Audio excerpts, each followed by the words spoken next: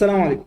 النهارده ان شاء الله هنتكلم عن اللوكاليزيشن، او ببساطه ازاي نخلي التطبيق يدعم اكتر من لغه ويعرض المحتوى بطريقه تناسب كل مستخدم على حسب لغته وثقافته. الميزه دي بتخلي التطبيق اكتر احترافيه، وكمان بتحسن تجربه المستخدم لانه بيشوف التطبيق بالطريقه المتعود عليها. ولو دي اول مره تشوفني اشترك في القناه علشان ما يفوتكش اي شرح جديد. معاكم محمود كمال، ويلا بينا نبدا. من طريقة ممكن نستخدمها علشان نضيف بيها لوكاليزيشن عندنا في التطبيق، لكن في الفيديو ده هنتكلم عن اسهل طريقة ممكنة، وهي من خلال اكستنشن في VS كود اسمه فلاتر انتل. وكمان في بلجن في اندرويد ستوديو للناس اللي بتستخدم اندرويد ستوديو. البلجن ده اسمها فلاتر انتل برضو، بنستخدمها علشان نضيف بيها نفس الحاجة اللي هي لوكاليزيشن. كمان في الفيديو ده هنتكلم عن ازاي نعمل توجل ما بين اللغة والتانية من خلال ستيت مانجمنت، وهنستخدم الكيوبت. اول حاجه يلا نشوف الاكستنشن اللي عندنا ديت. دلوقتي عندنا اول حاجه نيجي على الاكستنشن اللي موجوده في البي اس كود او في البلجنز بتاع الاندرويد ستوديو. هنكتب فلاتر انتل، هتظهر معانا كده. اول حاجه بيقول لك عليها انك تعمل انستول للاكستنشن ديت على البي اس كود. تاني حاجه بيقول لك عليها انك تعمل انشالايز للاكستنشن ديت عندك في البروجكت، ده من خلال فلاتر انت. وبعد كده بتعمل انشالايز. ده بنعمله ازاي؟ اول حاجه بنضغط على كنترول شيفت بي، وبعد كده هنكتب فلاتر انتل وهنجيب انيشالايز ونضغط عليها، وكده هيعمل انيشالايز عندنا، وهيعمل اوتو جنريت لبعض الفايلات عندنا نستخدمها فيما بعد. بعد كده بيقول لك هتخش على الباب سبيك دوت يامل عند الديبندنسي، وهتضيف فلاتر لوكاليزيشن، والاس دي كي هتضيف فلاتر. يلا نروح على الباب سبيك دوت يامل وهنبدا نضيفهم.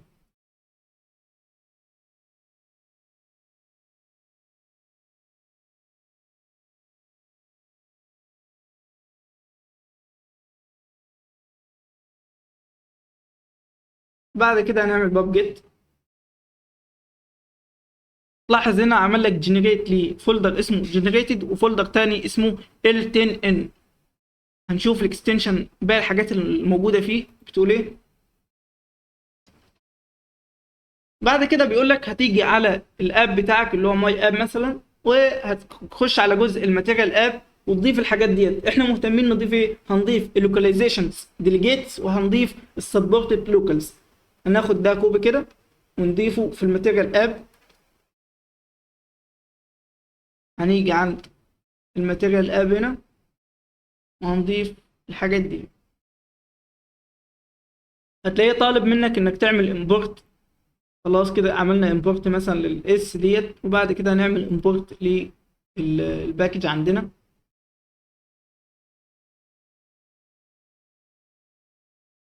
بعد كده هنشوف الاكستنشن بتقول ايه تاني. بيقول لك لو انت عايز تضيف اللوكاليزيشن عندك في الاي او اس برضه، يعني احنا كده في الاندرويد مش محتاج اي كونفيجريشنز، لكن في الاي او اس بيقول لك انك هتاخد السطر ده كده، وهتيجي على الفولدر اللي اسمه اي او اس، وبعد كده رانر، وبعد كده انفو بي ليست، وبعد كده هتيجي ضايف الحاجات دي هنا كده. ده السطر ده بيدل عليه. دلوقتي انا عايز ادعم اللغه الديفولت اللي عندنا اي بروجكت بتكون الانجليزي. انا عايز اضيف لغه تانية، بكتب الاختصار بتاع اللغه ديت. يعني مثلا اي ان ده اختصار انجلش، اي ار اختصار العربي. فانت المفروض ايه؟ المفروض تضيف الاختصار بتاع اللغه اللي انت عايز تضيفها. ممكن تضيف اف ار مثلا اللي هو فرنش، وهكذا.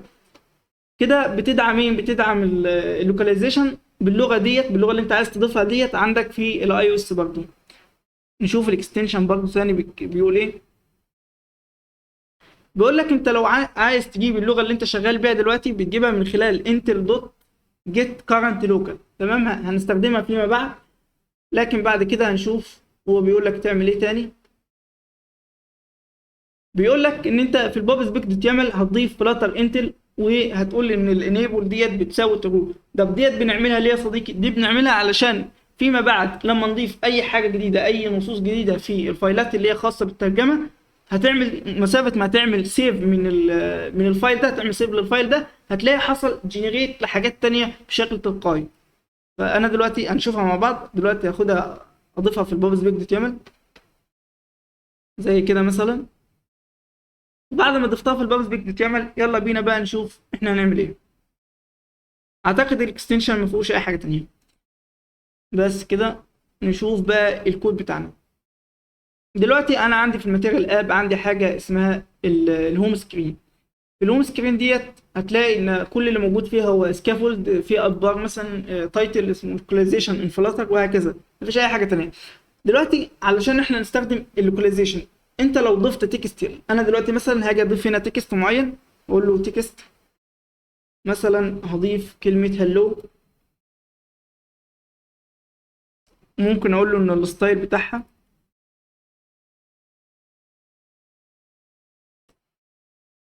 اقول له ان الستايل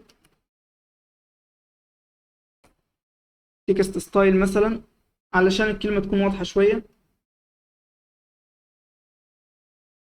اقول له ان الفونت سايز، اقول له فونت سايز 30 مثلا.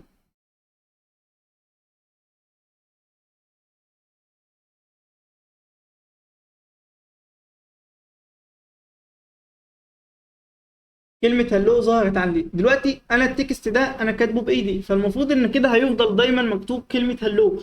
انا دلوقتي علشان اغيرها لازم يكون عندي كلمة او عندي ترجمة للكلمة ديت، يعني مثلا مرحبا، هلو مرحبا. فانا دلوقتي لازم يكون عندي الكلمة ديت متسجلة ليها فاليو بالانجليزي وفاليو تانية بالعربي وفاليو مثلا بالفرنش وهكذا على حسب اللغات اللي التطبيق بيدعمها. فدلوقتي انا مش هينفع اكتب الكلمة بايدي، طب هعملها ازاي؟ دلوقتي هعملها من خلال حاجة اللي هو هكتب مثلا اس، الاس ده اللي هو الكلاس اللي احنا ضفناه.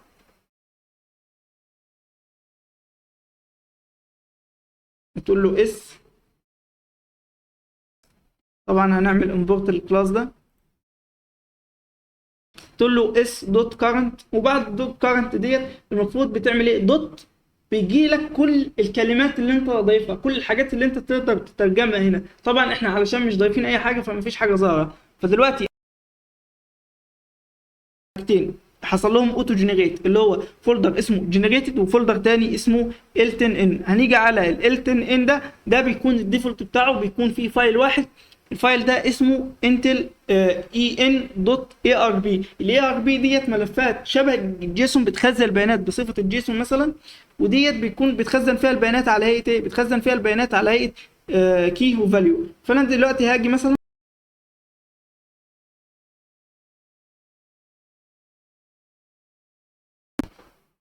والفاليو بتاعتها، طبعا الاي ان ده اختصار انجلش، فدلوقتي الفاليو هتكون انجلش برضه، فالفاليو هتكون ايه؟ هتكون برضه هلو. وعملت سيف للفايل ده. دلوقتي انا بقى لما اجي هنا،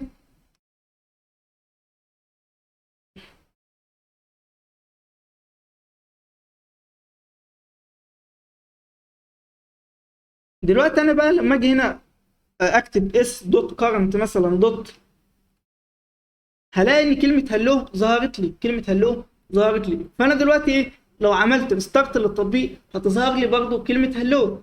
طبعا انت هتقول لي طب ما هي كده ما اتغيرتش، اقول لك اه ما اتغيرتش. ليه ما اتغيرتش؟ لان الكلمه كده كده هتكون انجلش، يعني انت اصلا مخزن لها الفاليو بتاعها بيكون انجلش. فانت لازم بقى كل لغه هتضيفها لازم يكون كل كي ليه اكتر من فاليو، فاليو خاصه باللغه بتاع الانجليش مثلا، فاليو خاصه بالعربي، فاليو تانية خاصة بالفرنش، وهكذا كذا لغة انت عايز تدعمها في التطبيق بتاعك. فدلوقتي اللغات ديت بنعملها ازاي، او الفايلات ديت بنعمل لها جنريت ازاي؟ دلوقتي برضو من خلال كنترول شيفت بي، اقول له كنترول شيفت بي، وبعد كده هتقول له فلاتر انتل، فلاتر انتل، وعندك ات لوكال. ات لوكال دي اللي بنتحكم فيها باضافه ايه؟ ملفات جديده. فانا دلوقتي اقول له ات اد لوكال، وهقول له بعد كده اضيف الاختصار بتاع الترجمه اللي انا عايز اعملها. انا دلوقتي عايز اترجم هلو ديت لمرحبا مثلا، فكده اللغه الثانيه اللي هضيفها عندي وهي العربي، فانا دلوقتي اقول له اي ار، ده الاختصار بتاع اللغه العربيه مثلا. فدلوقتي بعد ما ضغطت انتر هلاقي حصل لي جنريت لي فايل تاني، الفايل ده مكتوب فيه ايه؟ مكتوب فيه اي ار. اي ار ده اللي هو اختصار العربي. فانا دلوقتي هضيف الفاليو، لازم تكون نفس الفاليو اللي عندي ديت اللي هي نفس الكي قصدي اللي هي هلو، واقول له ان الفاليو مثلا هتكون مرحبا، وهعمل سيف للفايل ده برضه. وكده عملت سيف. دلوقتي بقى انا هعمل ايه؟ دلوقتي بقى انا في ان هي هلو وقيمه تانية بالعربي اللي هي مرحبا. فانا دلوقتي علشان اقدر اسويتش ما بين القيمتين، يعني انا كده لو عملت ستارت للتطبيق هلاقي ان الكلمه لسه انجليزي.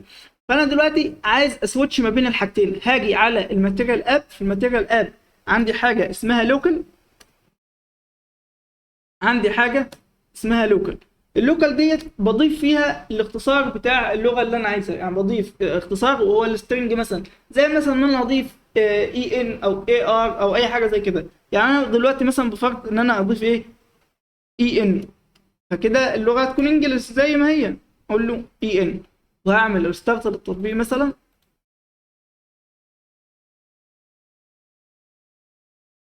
هتلاقيها لسه انجليزي. طب انا لو ضفت اي ار فكده اللغه المفروض يحصل لها سويتش للعربي.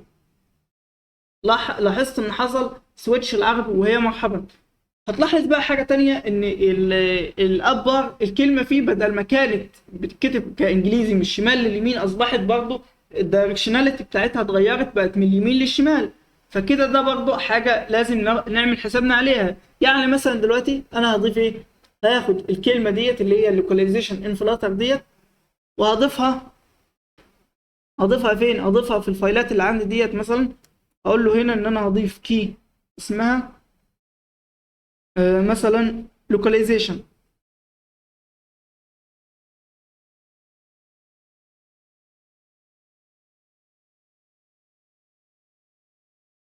الفاليو بتاعتها مثلا هتكون localization in flutter.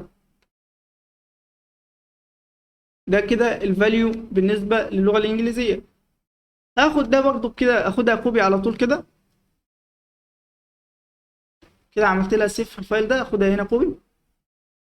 وهغير هغير الفاليو بتاعتها بدل ما هي localization in flutter خليها مثلا الترجمة في فلاتر. وهسيف الفايل ده برضو. هعمل ريستارت للتطبيق طبعا.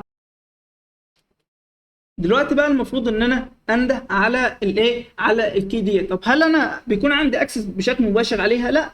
هو انا دلوقتي لما بعمل سيف وبيحصل جنريت للكي ديت، بيحصل جنريت لحاجه تانية وهي الجيتر. بيكون عندي جيترز بيحصل جنريت لجيترز بيكون بنفس اسم الكي. يعني هتلاحظ مثلا هنا ان في جيتر اسمه لوكاليزيشن، وفي جيتر تاني اتعمل قبله اللي هو الهلو. فانا دلوقتي كل كي بضيفها بيكون في ايه، جيتر خاص بيها علشان اقدر انده عليها بسهوله. فانا دلوقتي هاجي على الهوم سكرين هنا واقول له ان انا عايز انده على الكي ده. طبعا بنكتب اس، طبعا بنكتب اس دوت بعد كده كارنت او اوف. ايه الفرق ما بينهم؟ الفرق ما بينهم حاجه بسيطه بس، ان ده فيها كونتكست ودي ما فيهاش كونتكست. فانا هقول له دلوقتي مثلا لو اخترت اس دوت اوف كونتكست، اقول له دوت، هلاقي عندي ظهر لي اللوكاليزيشن. فانا دلوقتي لو عملت سيف، هعمل ريستارت للتطبيق.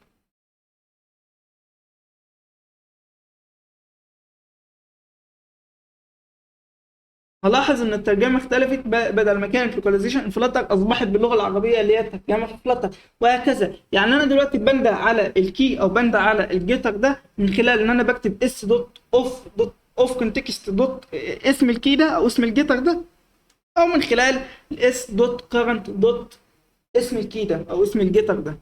تمام تمام. دلوقتي المفروض ان احنا هنعمل ايه؟ المفروض دلوقتي الخطوه اللي بعد كده وهي ان انا اقدر اعمل سويتش. يعني انا دلوقتي كاتب لغه واحده الاي ار، او بكتب مثلا الاي ان او الاف ار وهكذا. انا بقى المفروض ان انا اعمل سويتش للغات ديت على حسب ستيت مانجمنت معينه. فاحنا بنستخدم مين في الستيت مانجمنت؟ دايما بنستخدم في حاجات زي كده، حاجات بسيطه يعني، بنستخدم فيها الكيوبت. يلا بينا بقى نشوف ازاي هنعمل الكلام ده بالكيوبت ونقدر نسويتش ما بين اللغات اللي عندنا في التطبيق. هاجي عند فولدر الاب هنا وهعمل فولدر جواه. سمي الفولدر ده مثلا لوجيك، سمي الفولدر ده لوجيك مثلا، اقول له لوجيك. فولدر اللوجيك ده هعمل فيه اتنين فايلين، يعني اللي هما الستيت الاب ستيت والاب كيوت الخاصين بيه، الخاصين بالتطبيق بتاعي. فانا دلوقتي اقول له اب state دوت دارت، واقول له برضه ان انا هعمل فولدر فايل تاني. الفايل ده اسميه اب كيوبيت دوت دارت، وهعمل كيوبيت دلوقتي. اقول له كيوبيت، الكيوبيت ده هيكون اسمه اب كيوبيت،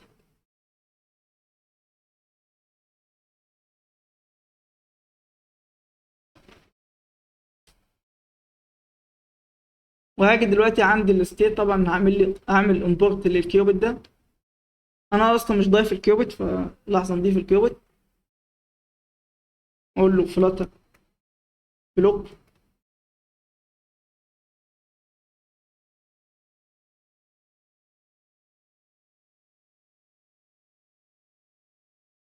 كده هو بيضيف الكيوبيت ده للبابز بيج دوت يامل. وبرضه في طريقه حلوه جدا من خلال الاكستنشن، بحبها جدا يعني. الاكستنشن ديت اسمها بلوك. من خلال البلوك ده ان انا باجي على الفولدر اللي انا عايز اعمل فيه الكيوبيت ده، وبضغط كليك يمين، وبعد كده بختار النيو كيوبيت او نيو بلوك على حسب انا عايز اشتغل بايه كستيت مانجمنت يعني. وبعد كده هو بيعمل لي جنريت للكيوبيت بشكل تلقائي. فانا دلوقتي هنشوفها بعدين يعني. دلوقتي عملت امبورت للكيوبيت ده. المفروض دلوقتي ان انا هعمل ايه؟ المفروض دلوقتي ان انا هاجي على الاب ستيت ده واقول له ابستراكت مثلا، اقول له ابستراكت كلاس. كلاس ده اسميه مثلا اب ستيت. وبعد كده هعمل اول حاجه اقول له فاينل كلاس انيشال اب انيشال، مثلا اب انيشال ستيت، وده هيكستند من الاب ستيت. ده كده الانيشال ستيت. انا هعمل ايه؟ هعمل بعد كده ستيت الخاصه ان انا هعمل لها ايميت لما اجي اغير اللغه، او هاجي اتوجل ما بين لغه والتانيه. فانا دلوقتي اقول له ايه؟ اقول له فاينل، برضه اعمل ستيت تانيه اقول له فاينل كلاس مثلا لانجوج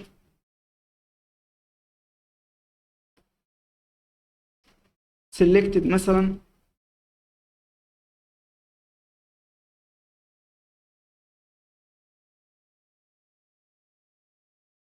سيلكتد ستيت. وديت طبعا هتكستند برضه من الاب ستيت اللي عندنا. وبس كده. نيجي بقى على الكيوت، هنعمل امبورت للاب ستيت. والانيشال برضه عندنا اسمها اب انيشال ستيت. بعد كده هضيف ميثود اسمها جيت، طبعا انتوا كلكم عارفينها. اقول له ستاتيك جيت، طبعا ستاتيك اب كيوبيت هتكون جيت، تاخد كونتكست علشان اقدر انادي على الكيوبيت ده بكل سهوله يعني، اي حاجه جوه الكيوبيت. فانا دلوقتي اقول له تاخد كونتكست. وبعد كده المفروض هتعمل ريتيرن البلوك بروفايدر، بلوك بروفايدر دوت اوف كونتكست. وبعد كده يلا نشوف هنعمل ايه. عايزين ننظم الخطوات بتاعتنا، الخطوات بتاعتنا علشان نستخدم الكيبورد في الحاله ديت اللي هي نغير ما بين اللغات وبعضها. اول حاجه انا عايز اعملها وهي ان انا اعمل سيلكت للغه معينه. انا دلوقتي عندي كذا لغه مثلا، او عندي لغتين مثلا بفضل عربي وانجليزي، فانا عايز اختار لغه. فاول خطوه عندنا وهي ان انا اعمل سيلكت، اقول له اعمل سيلكت لان معينه، لانجوج يعني معينه.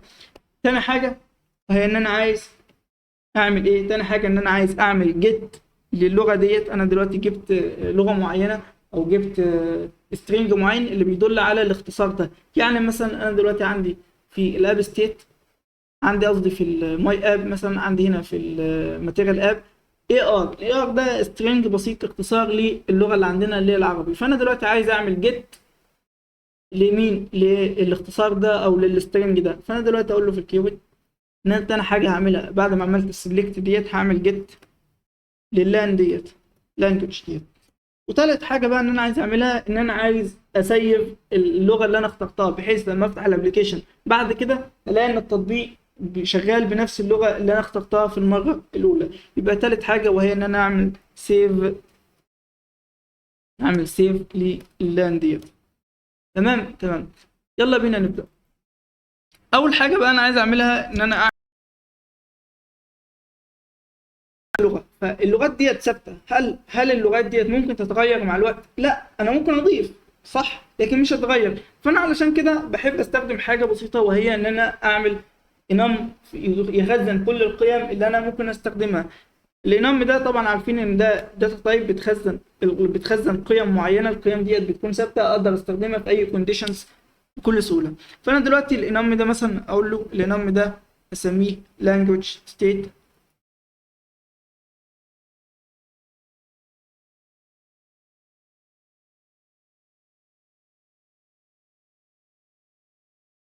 هياخد قيم معينه مثلا زي Arabic مثلا او انجلش او اي حاجه.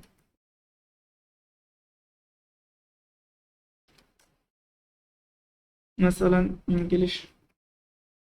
وتالت حاجه وهي السيستم.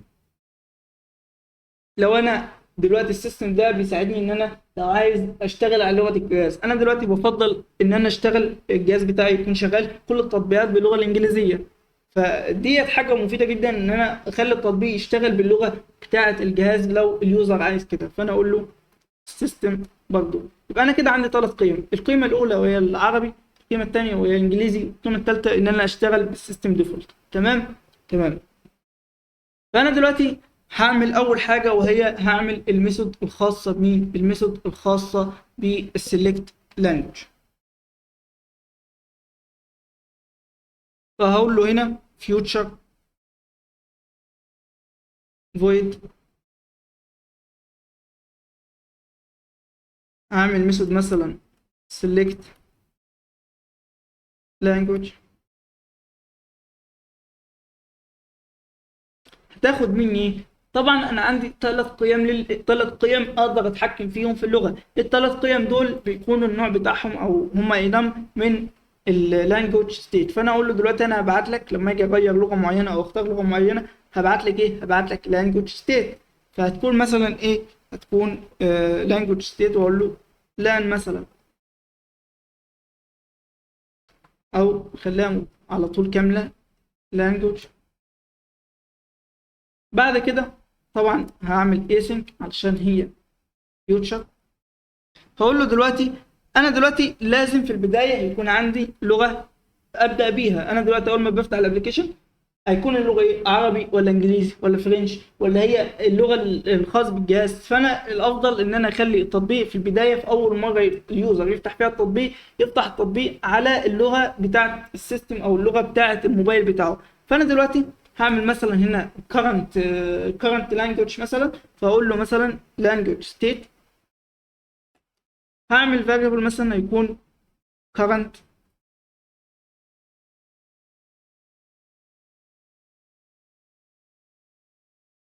language،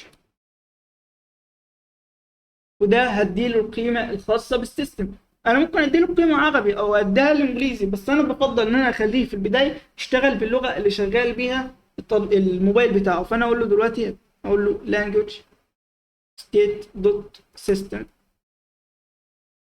فكده انا عندي variable بيتخزن فيه القيمه بتاعت السيستم. فانا دلوقتي المفروض اعمل ايه؟ المفروض دلوقتي هقول له ان الكرنت ستيت ده اللغه اللي انت هتشتغل بيها يا باشا دلوقتي، current language قصدي، هتكون بتساوي ايه؟ هتكون بتساوي اللغه اللي انا هبعتها لك، اللغه اللي انا هختارها جديد. اقول له تساوي language. في حاجه تانية؟ لا مفيش حاجه تانية. المفروض دلوقتي ان انا هعمل ايميت للستيت اللي عندي اللي انا بسلكت بيها او بغير بيها اللغه ديت. فانا دلوقتي الايميت ديت اقول له ايه؟ هعمل ايميت لحاجه معينه وهي مثلا السلكتد لانجوج. هنشوف احنا مسمينها ايه في الاب ستيت. لانجوج سيلكتد ستيت. ناخدها كوبي كده على طول. هعمل ايميت للستيت ديت وبس كده. اول حاجه خلصت وهي ان انا عملت سيلكت للغه ديت بكل سهوله، ما فيش اي حاجه خالص، لا كونديشنز ولا اي حاجه صعبه خالص يعني. بعد كده تاني حاجه المفروض ان انا هعملها وهي ان انا اعمل جيت للغه ديت. فانا دلوقتي هقول له string، والسترنج ده مثلا اعمل الميثود هتكون get language مثلا.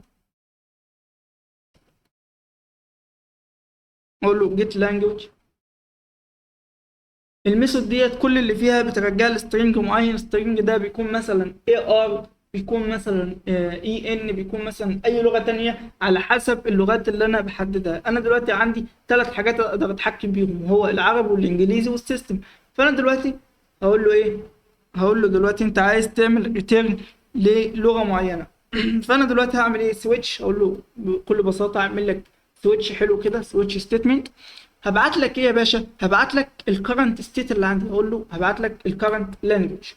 بعد كده المفروض على حسب الفاليو انا هعمل ريتيرن لقيمه معينه، هعمل ريتيرن لقيمه معينه.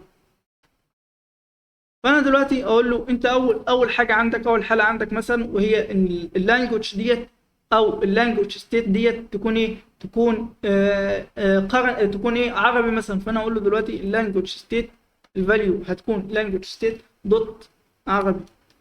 في الحاله ديت انت هتعمل لي ريتيرن. اقول له هتعمل لي ريتيرن لسترنج معين. السترنج ده هو اي ار الاختصار العربي. تاني حاجه اقول له الكيس التانيه، اقول له كيس 2، وهي اللانجوج ستيت لانجوج. اقول له لانجوج ستيت دوت انجلش. في الحاله ديت انت هتعمل ريتيرن برضو. اقول له هتعمل ريتيرن لسترنج وهو الاي ان. الحالة التالتة بقى وهي إن أنا يكون عندي اللغة بتكون السيستم. اللغة بتكون السيستم. أقول له كيس 3، كيس 3 وهي إن اللانجوج تكون سيستم. طب دلوقتي أنا عندي مشكلة. إزاي أصلا هعرف اللغة بتاعة الجهاز؟ أنا ممكن أعرف اللغة شغال بيها، لكن اللغة شغال بيها التطبيق دلوقتي، لكن إزاي أعرف اللغة أصلا اللي شغال بيها الجهاز، اللغة بتاعة الجهاز نفسه؟ دلوقتي يا باشا اللغة ديت علشان أعرفها بعرفها من خلال حاجة. طبعا اللغه ديت هترجع مثلا اي ان او اي ار او اي اختصار زي كده، فهي هتكون سترينج. فانا دلوقتي اقول له ان انا اعمل لك فاريبل مثلا. الفاريبل ده يكون التايب بتاعه سترينج. مثلا اسمي سيستم لانجوج او ديفايس لانجوج مثلا، خليها حلوه ديفايس لانجوج. اقول له ديفايس لانجوج، ده اكتر اسم معبر بصراحه. اقول له ايكوال. بعد كده اللغه دي بوصل لها من خلال حاجه اسمها بلاتفورم. اقول له بلاتفورم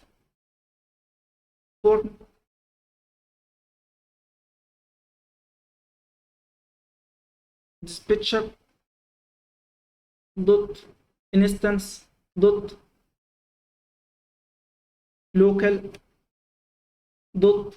بعد كده عندي حاجتين، عندي الكود اللانجوج كود والهاش كود والكانتري كود. فانا دلوقتي اختار لانجوج كود علشان تجيب لي ايه الاختصار بتاع اللغه ديت.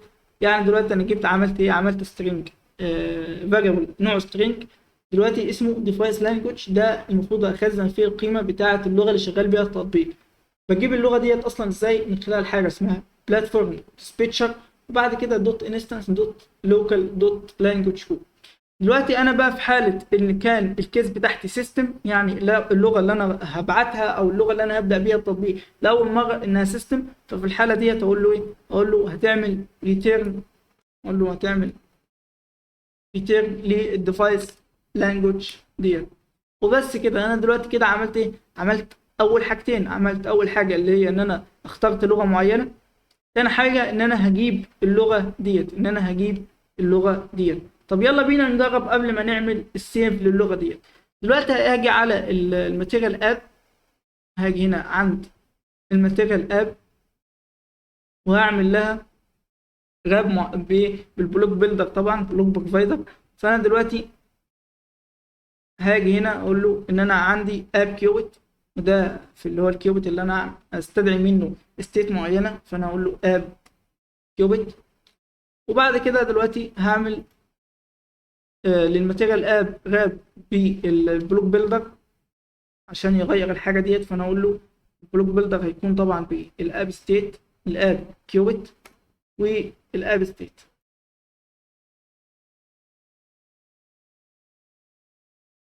دلوقتي انا دلوقتي عندي دلوقتي عندي حاجة وهي ان انا اجيب اللغة يعني. ودلوقتي بقى المفروض ان انا استدعي الميثود اللي هي الخاصه بالجيت لانجوج علشان اجيب اللغه اللي ايه، اللغه اللي انا اخترتها، اللغه اللي هخلي التطبيق يعمل بيها سويتش وكده. فانا دلوقتي اقول له في اللوكال ديت انت عايز مني سترينج، خلاص هبعت لك سترينج. طب تبعت لي سترينج ازاي؟ اقول لك دلوقتي الاب كيوبيت دوت جيت دوت الجيت لانجوج اللي عندنا جيت لانجوج. وبكده ان انا اكون ببعت له اللغه اللي انا بعمل لها جيت. نشوف الكيوب التاني عشان نفهم الموضوع ده شويه. دلوقتي انا عملت الجيت ديت على حسب ايه، الجيت ديت على حسب اللغه اللي انا بختارها. انا دلوقتي خلاص ضغطت على بوتون معين، فالبوتون ده بيخلي لي اللغه عربي، فهو بيتشيك بقى على الكرنت لانجوج اللي عندي. لو كانت عربي فبيرجع لي اي ار السترنج اللي هو الخاص باللغه العربيه، وهكذا لو انجليزي. طب لو دلوقتي انا دلوقتي بفتح التطبيق لاول مره مثلا، فالمفروض ان هيعرض لي السيستم. تمام تمام. يعني الحاله الثالثه، وان انا لو اللغه اللي انا بعتها اللي هي السيستم، ففي الحاله ديت بيخلي اللغه بتاعه التطبيق على نفس لغه الجهاز اللي هو ديفايس لانجوج. فانا دلوقتي بعتها له في الماتيريال اب. الحاجه اللي اعملها جيت، السترنج اللي انا اعمله جيت هبعتها له في اللوكال هنا في الماتيريال اب. وبس كده. المفروض ان انا دلوقتي هعمل ريستارت للتطبيق مثلا.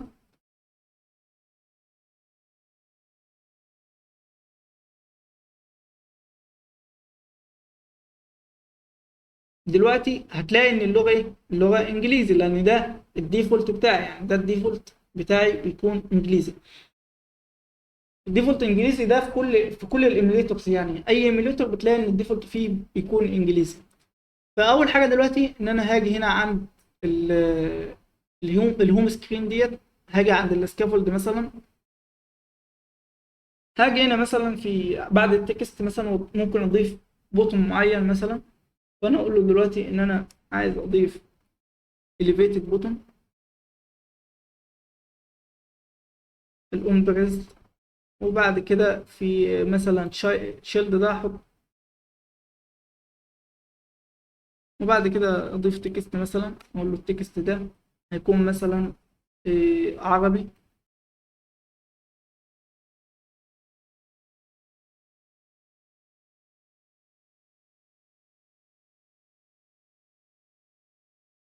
وهنا بقى اعمل ايه، هعمل سيلكت اللغه العربيه. فانا دلوقتي المفروض ان انا اقول له اب كيوت، اقول له اب كيوت دوت جيت دوت سيلكت لانجوج. وبعد كده المفروض ابعت له لانجوج معينه. اللانجوج دي التايب بتاعها الانوم اللي عندنا وهو اللانجوج ستيت. فانا اقول له دلوقتي انا دلوقتي عايز لغه تكون عربي، اقول له لانجوج ستيت دوت عربي. تمام. وبعد كده تضيف السيمي كولون بتاعتي.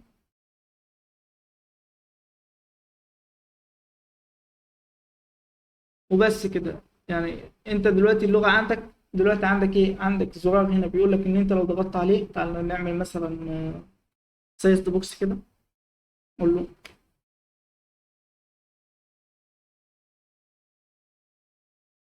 سايز بوكس الهايت مثلا هيكون 30. دلوقتي انا لو ضغطت على كلمه عرب ده، البوتون اللي اسمه عربي، المفروض اللغه تتحول دلوقتي. اول ما ضغطت عليه غير اللغه، بدل هلو اصبحت ايه، اصبحت مرحبا. دلوقتي انا هعمل بوتون تاني مثلا تحته كده هيكون انجلش. هيكون اخد ده كوبي كده.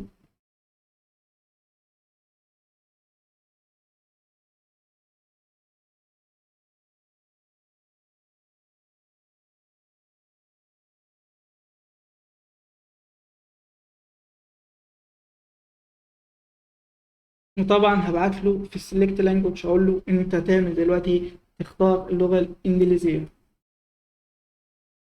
لو ضغطت على انجلش فدلوقتي قلب لي هلو. طب لو ضغطت على العربي، المفروض ان هو قلب لي مرحبا. وهكذا برضو الجمله اللي فوق في الابر اللي هي ترجمه في فلتر او كانت اسمها لوكاليزيشن ان فلاتر. فهكذا انا بقدر اعمل سيلكت واعمل جيت للغه اللي انا عايز اختارها بكل سهوله جدا، مفيش اي حاجه صعبه. اخر حاجه بقى دلوقتي عايزين نعملها، وان انا عايز دلوقتي طبعا ممكن اعمل كده برضو للسيستم. يعني انا ممكن اقول له دلوقتي ان انا هضيف السيستم برضو. يعني انا اقول له انا عايز اضيف حاله معينه وهي السيستم، ان اليوزر يختار انه يشتغل بالديفولت سيستم بتاع الموبايل بتاعه. وفي الحاله ديت برضه هبعت له اللانجوج ستيت دوت سيستم. وطبعا بما ان الايميليتور بيكون الديفولت بتاعه انجليزي، فانا لو ضغطت على السيستم هتفضل هلو مش هتتغير. تمام تمام.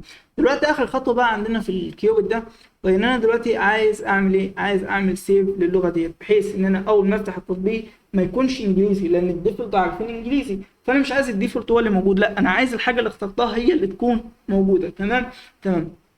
فدلوقتي مثلا انا ايه؟ انا دلوقتي المفروض اسيف الداتا ديت. بسيفها ازاي؟ انا دلوقتي عامل هنا فولدر بسيط جدا. الفولدر ده اسمه كاش. في حاجتين، في كاش هيلبر كي، وده الكونست او الحاجات اللي انا عايز استخدمها، الكيز اللي انا عايز استخدمها. وفي تاني برضو الكاش هيلبر، والكاش هيلبر ده بستخدم فيه الشيرد بريفرنسز علشان اقدر اخزن قيم بسيطه، زي مثلا السيم، او مثلا زي الحاجات الخاصه باللانجوج، واي اعدادات خاصه باليوزر ده. بستخدم هنا سنجلتون باترن طبعا. بعمل انشالايز. اكيد انت لو شفت الفيديو الخاص بالشيرد بريفرنس هتفهم الكود ده كله كويس. عندي ميثود بستخدمها علشان اعمل سيف، ديت بتشوف الفاليو اللي انا ببعتها له، لو كانت سترينج بيسيف الداتا كانها سترينج، وكذلك لو انتجر او بوليان وهكذا. وبرضه في عندي ميثود تانية اسمها جيت، بتجيب لي الداتا ديت. دلوقتي المفروض ان انا اعمل ايه؟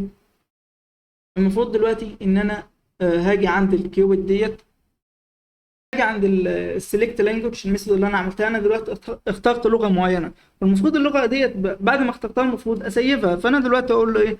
اقول له دلوقتي اويت، اقول له اويت. بعد كده انده على الكاش هيلبر، الميثود اللي عندي اللي هي اسمها سيف داتا. فانا اقول له كاش هيلبر دوت سيف داتا. هلاقيها طالبه مني الكي، طالبه مني الفاليو. قلنا في الكي بستخدم ايه؟ بستخدم اللي هو الكاش هيلبر كي كلاس ده، انا عامله عشان اخزن فيه كل الكيز اللي انا ممكن اسجل بيها البيانات. فانا دلوقتي اقول له كاش هيلبر كي دوت، المفروض ايه؟ دوت لانجوج اللي عندي علشان يخزن القيمه ديت. تمام تمام. عشان نعدل ديت. ماشي لانجوج. دلوقتي ماشي. هقول له في الكي يا باشا كاش هيلبر كي دوت، طبعا هعمل الامبورت الاول،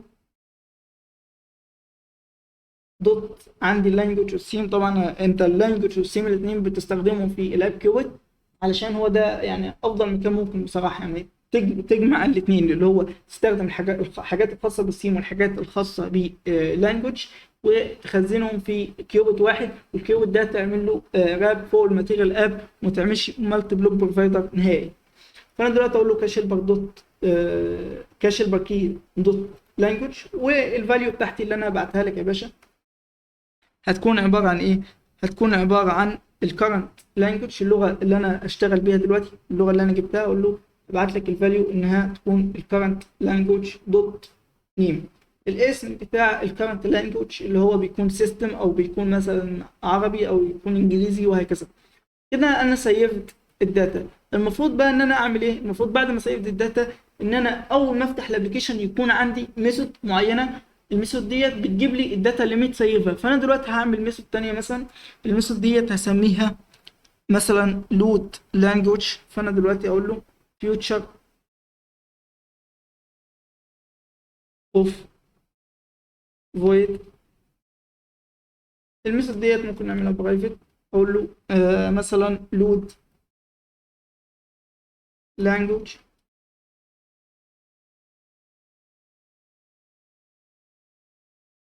هتكون async عشان هي دلوقتي future.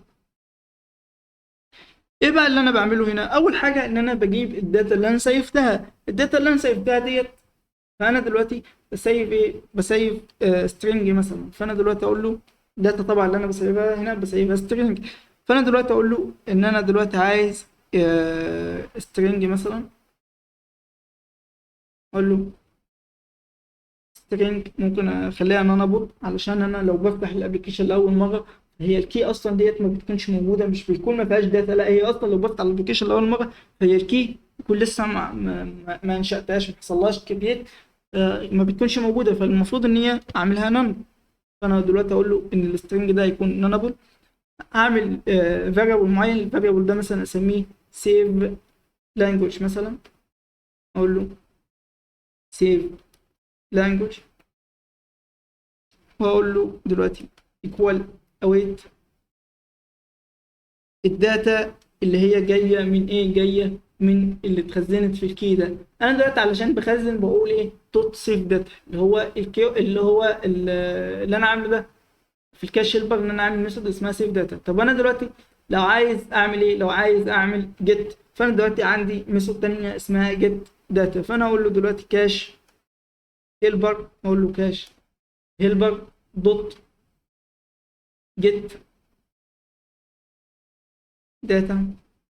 لحظه معلش، كاش هيلبر دوت جيت داتا، والكي انا دلوقتي عايز اجيب كي، عايز الكي اللي متخزن فيه الكي ده طبعا يكون ايه كاش هيلبر كي دوت لانجوج، وده كوبي على طول من هنا. وبس كده، انا المفروض ان الفاريبل ده بيتخزن فيه قيمه معينه، القيمه ديت بتكون ايه اللي جايه من الكي او الشيرد بريفرنس اللي انا مخزن فيها فاليو خاصه بالكي ديت. فانا دلوقتي المفروض ان انا هعمل كونديشن بسيط جدا، الكونديشن ده كل الموجود، كل المحتوى بتاعه بيقول ان انا دلوقتي هشوف السيف لانجوج ديت، لو كانت انا مسيف حاجه قبل كده خلاص يبقى انا طالما اخترت حاجه قبل كده اشتغل باللغه ديت. طب لو انا بفتح الابلكيشن لاول مره يبقى اشتغل على لغه معينه انا اللي بحددها بنفسي، وفي الاغلب احنا بنختار السيستم. تمام تمام. فانا دلوقتي هقول له اف، اعمل اف كونديشن، واقول له في الكونديشن يا باشا هتشيك على السيف لانجوج ديت الفاريبل ده، اقول له لو الفاريبل ده لا يساوي نل، لا يساوي نل يعني كده في قيمه، يعني كده انا بفتح الابلكيشن للمره الثانيه او المليون او العشرة او الكلام ده، يعني مش اول مره بفتح فيها الابلكيشن. في الحاله ديت اقول له ان الكرنت لانجوج هتساوي اللانجوج ستيت دوت فاليوز. طب ليه عملت دوت فاليوز، ما اديتش قيمه معينه؟ لان انا مش بدي قيمه، لان انا ما اعرفش دلوقتي القيمه المتسيبه هي ايه. فانا دلوقتي عايز اكون عندي رؤيه لكل القيم اللي موجوده في موجوده فين، موجوده في كل الانام ده. فانا اقول له دوت فاليوز، بعد كده اقول له دوت فيرست ويل. فيرست ويل ديت علشان احدد قيمه معينه، مثلا ان أنا زي بستخدمها في نظام السيرش وكده. فانا اقول له في الدوت فيرست ويل دلوقتي انت عايز element معين من القيمه ديت، element معين من الفاليوز اللي عندي. فانا اقول له دلوقتي انا هاخد الاليمنت دوت نيم، وهقول له الاليمنت دوت نيم ده هيكون بيساوي ايه، هيكون بيساوي القيمه اللي انا مخزنها، القيمه اللي انا مخزنها في ايه، في السيفد لانجوج، القيمه اللي انا مخزنها في السيفد لانجوج. تمام تمام.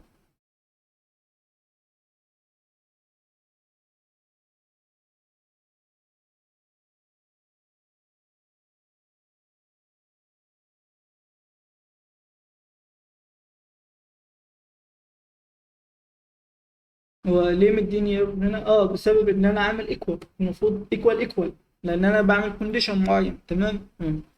بعد كده دلوقتي انا في الحاله ديت بقول له انت لو القيمه بتاعتك مش بنل، في الحاله ديت خد القيمه اللي هي متخزنه في الفاريبل اللي اسمه سيف لانجوج وابعتها للكرنت لانجوج.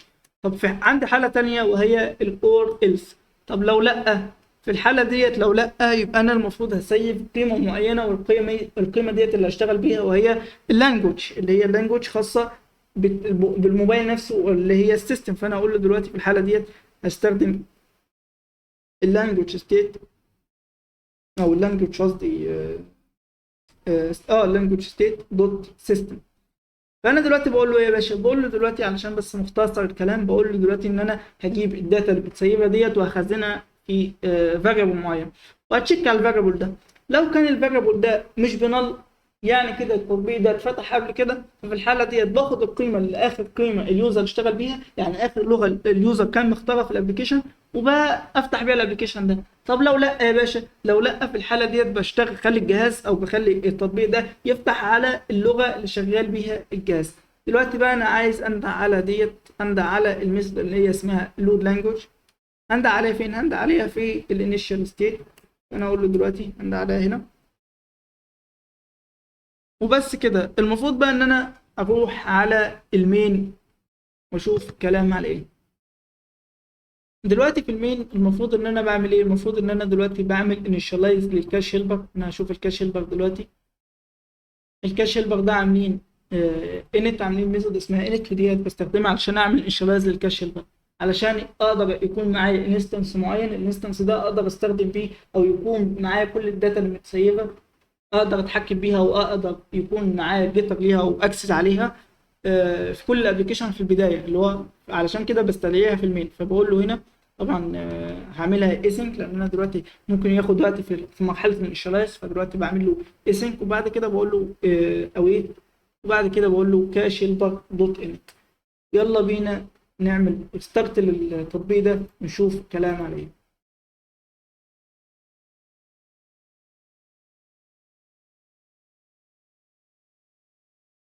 بعد ما عملت ستارت، فانا دلوقتي بفتح الابلكيشن يعتبر اول مره بعد السيف، فالداتا اللي عندي بتكون ايه، او الداتا المتسيبه او الداتا اللي بيفتح عليها الابلكيشن اول مره بيكون على حسب السيستم. فالسيستم بتاعي كايميليتور مثلا هنا هو انجليزي، فكلمه هلو ظاهره بالانجليزي.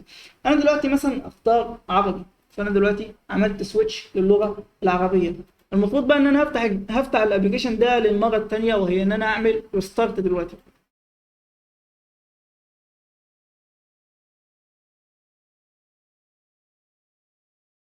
بعد ما عملت ستارت هتلاحظ ان كلمه مرحبا هي لسه ظاهره باللغه العربيه عادي، مفيش اي مشكله. ما حصلش ان انا اشتغلت بالديفولت تاني زي كل مره اللي هو انجليزي، لا، لان اللغه اللي اخترتها هي اللغه اللي اشتغل بيها الابلكيشن. فانا دلوقتي هضغط برضه تاكد، برضه هضغط على السيستم مثلا، كده اللغه انجليزي. تمام تمام. لو جيت اعمل ريستارت بقى الاقيه شغال على نفس اللغه اللي هي السيستم، ولو السيستم مثلا فرنش او على حسب اللغه اللي انت بتحب تشتغل بيها في الموبايل بتاعك، هيكون هو نفس الداتا ديت اللي هي بالانجليزي او فرنش او العربي على حسب السيستم بتاعك. وكده خلصنا كل حاجه. لو عجبك الفيديو ما تنساش تشترك في القناه وتفعل زر الجرس، كمان تعمل لنا لايك علشان المحتوى ينتشر اكتر، وادعمنا برايك في الكومنت. السلام عليكم ورحمه الله وبركاته.